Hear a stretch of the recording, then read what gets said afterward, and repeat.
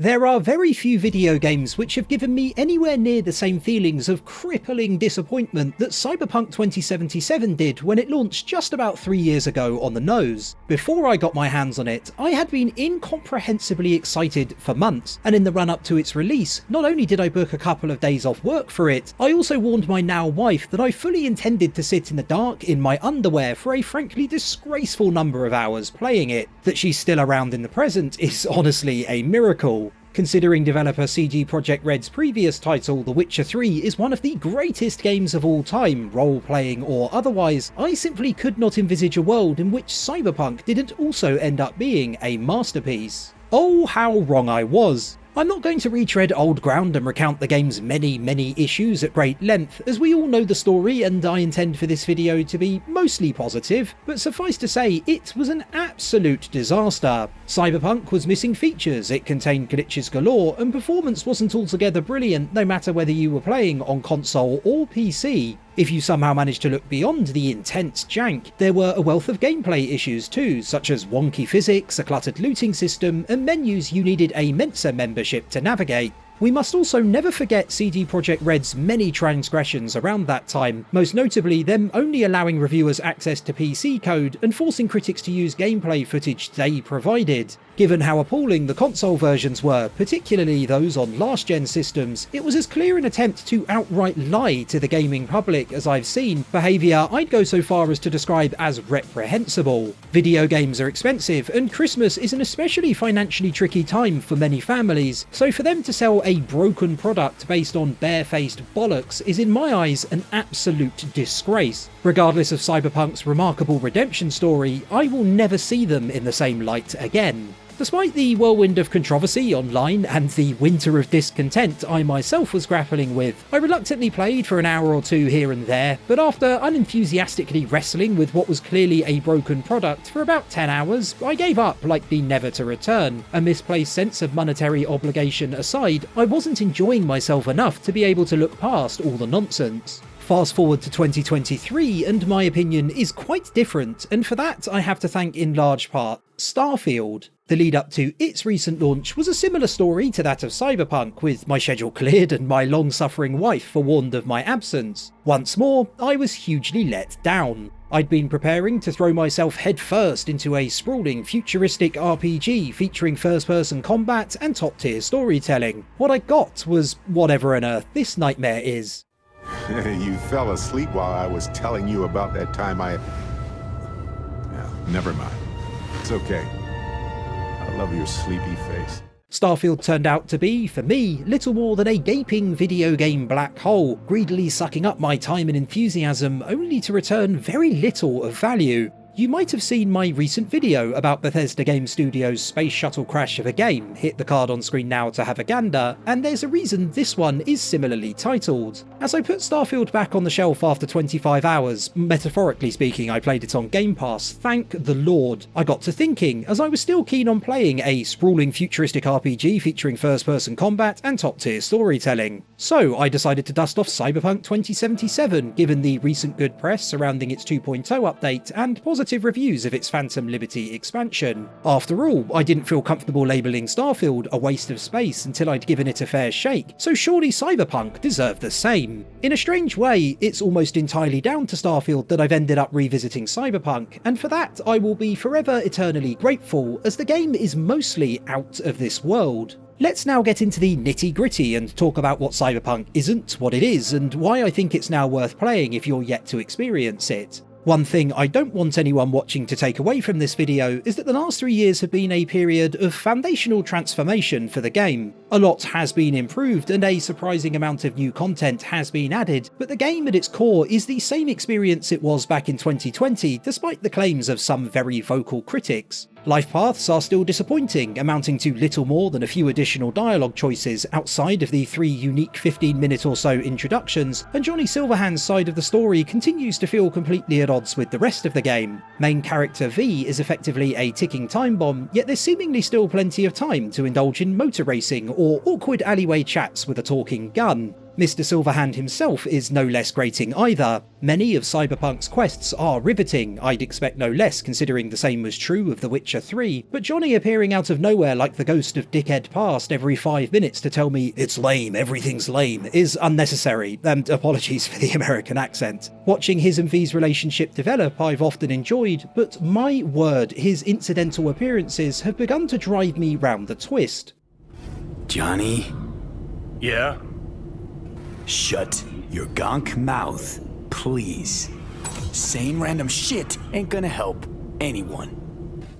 I like Keanu Reeves as much as the next man. No, you're breathtaking. You're all breathtaking. Love it. And again, apologies for the accent, but his presence in Cyberpunk could and perhaps should have been toned down significantly. While Cyberpunk is infinitely more stable than at launch, you will also still experience glitches. They're rarer than ever, but they are definitely there. Among others, I've seen a fair few T-poses, occasional NPC meltdowns, and my favourite of all, Goro Takamura undergoing a sudden and extreme facial metamorphosis which left him, albeit temporarily, looking like a beardy geisha. Finally, if you were someone who once expected Night City to be a bustling hive of interactivity, where exploring each and every inch of its neon-soaked streets would open the door to endless adventure and limitless possibilities, and you were subsequently disappointed, you won't be turned around in the present. Cyberpunk is not Elder Scrolls, nor is it Fallout, and it never will be. There is lots to keep you busy with its main story, accompanied by meaty side jobs and shorter gigs, but 99% of the time they're simply placed on the map for you to travel to at your own convenience. You aren't going to be stumbling on too much organically while wandering the city's streets, nor are you going to be finding opportunities for emergent gameplay around each and every corner.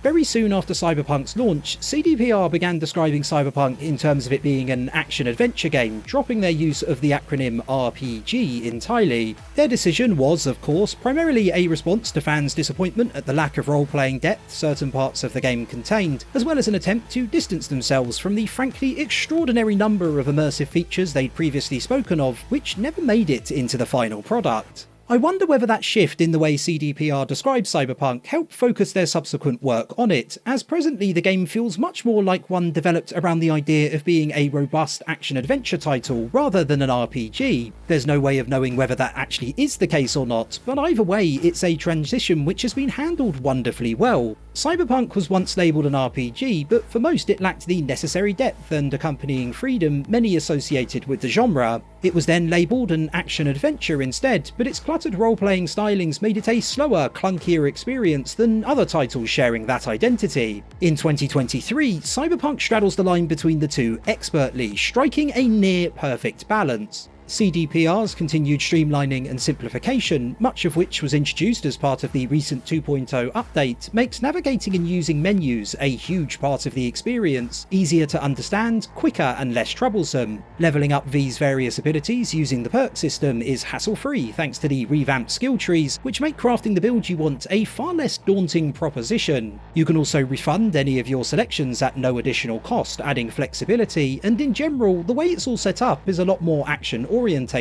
Armour is now tied to cyberware rather than clothing, removing the need to worry about how cosmetics affect stats almost entirely, and every Ripperdoc has the same items available, removing the faff of having to hunt for the right enhancements. Weapons, upgrades and crafting also work on a tiered system using components of corresponding levels, with damage scaling accordingly. If you were someone still clinging doggedly to the idea of Cyberpunk being an RPG, these changes were likely the final nail in that coffin. For those who have let that particular pipe dream go, like me, there are huge benefits. For one thing, pacing has been vastly improved, and I've spent a lot less time bumbling around in menus trying to get a clear picture of how everything fits together. It's also easier than ever to spec your V to a certain playstyle using the new skill trees, and finding and equipping cyberware and weapons to match it is not the arduous process it once was. There are gameplay changes to support this streamlining too. For example, you no longer have to spend an age rifling through enemies' pockets post-battle thanks to excess loot being removed and items scaling, and there's usually always something useful to be found.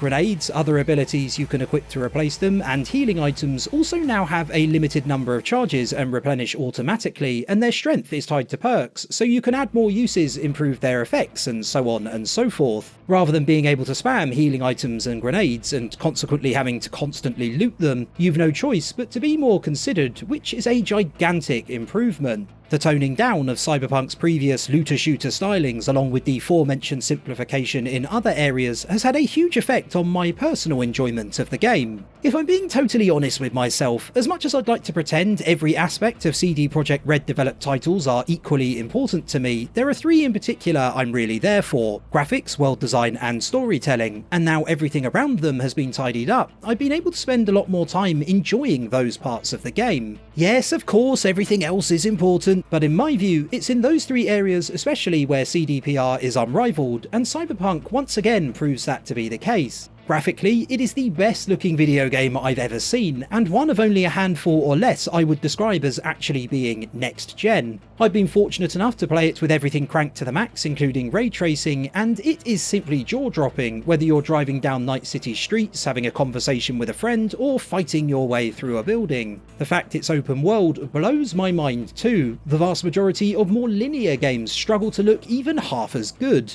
Cyberpunk could be the prettiest game in the whole wide world, but without CDPR nailing its aesthetic and atmosphere, that would be completely and utterly pointless. Again, however, they excel. Night City is probably the most well-realised open world I've ever seen, with consistent, varied and downright gorgeous design. The towering skyscrapers covered in screens, the colourful but also rather grungy streets, the rampant advertising all over the place, and the beaten down suburban areas towards the city limits. Wherever you are, wherever you look, it feels incredibly well imagined and cohesive throughout, a dirty yet futuristic spectacle. Some will say it's lifeless, and in certain regards I'd be inclined to agree. If you're looking for interactivity on the same level as, say, a Red Dead Redemption 2, you will be disappointed. Night City is more akin to stunningly realised window dressing, and that is absolutely a-okay for me. That leads me nicely into my final point, and some of this part in particular is going to depend massively on personal preference. When it comes to CDPR's games, I do not care about being able to go in 1,000 shops or have conversations with tons of different NPCs walking around the city. It matters not whether there are mini-games dotted around for me to play, nor am I interested in watching NPCs follow daily schedules or similar. It's all meaningless filler to me. There are many who love those things, and if you're one of them, more power to you, but in a CDPR game especially, I do not care about them one iota.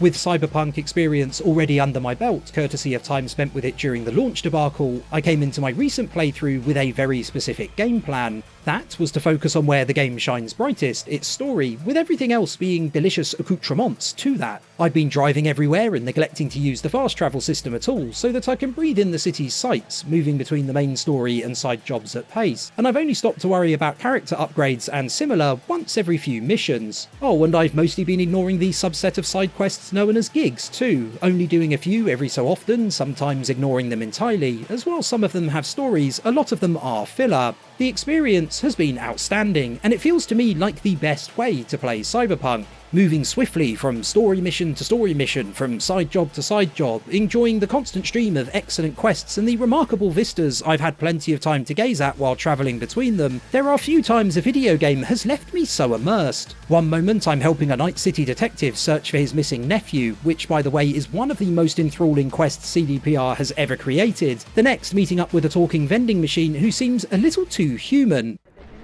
Hi! You there! Mysterious stranger! Yoo-hoo! Yeah, you! There any other mysterious stranger around here? You know what? How about I tell you a joke? And in between, I've been continuing on my quest to figure out how to safely remove Johnny Silverhand from V's head. The older I get, the less time I have to monster through games in record time like I used to, so if it does end up happening, that's usually a sign whatever I've been playing is of the highest quality. I managed 25 hours in Cyberpunk in about 5 or 6 days thanks to how captivated I've been by its main and side stories, which I think says it all.